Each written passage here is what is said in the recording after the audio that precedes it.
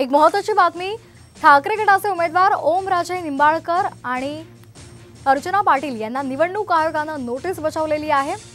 जिल्हाधिकारी तसंच निवडणूक निर्णय अधिकारी डॉक्टर सचिन ओंबासे यांनी ही नोटीस काढली आहे। आचारसंहिता भंगाच्या तक्रारीच्या अनुषंगाने सबळ पुरावे तात्काळ सादर करण्याचे आदेश देण्यात आलेले आहेत। उमेदवारी अर्ज भरण्यासाठी घेतलेल्या प्रचार सभेमध्ये अर्चना पाटील यांनी 500,000 रुपये देऊन गर्दी जमा केल्याची ओमराजे यांनी तक्रार केली होती।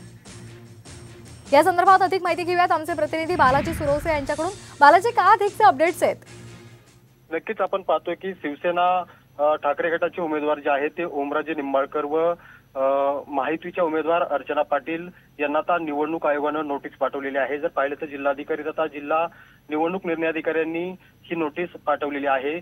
यामध्ये जर आपण पाहिलं तर तेरणा हॉस्पिटलने रुग्णांवर उपचार करण्यासाठी सरकारकडून 18 कोटी रुपये घेतले असा आरोप जो आहे तो ओमराजे निंबाळकर यांनी अर्चना पाटील यांच्यावर केला होता आणि तशी तक्रार देखील त्यांनी निवडणूक विभागाकडे दिली होती। त्याचबरोबर या ठिकाणी उमेदवारी अर्ज भरण्यासाठी जी घेतलेली प्रचार सभा होती यामध्ये अर्चना पाटील यांनी 500 ते 1,000 रुपये देऊन गर्दी जमा केल्याचा जी तक्रार आहे याबाबत ओमराजे यांनी ही तक्रार निवडणूक विभागाकडे दिली होती आणि त्यानुसार आता जिल्हाधिकाऱ्यांनी या दोन्ही उमेदवारांना नोटीस पाठवलेली आहे। धन्यवाद आपण दिलेल्या सविस्तर माहितीसाठी।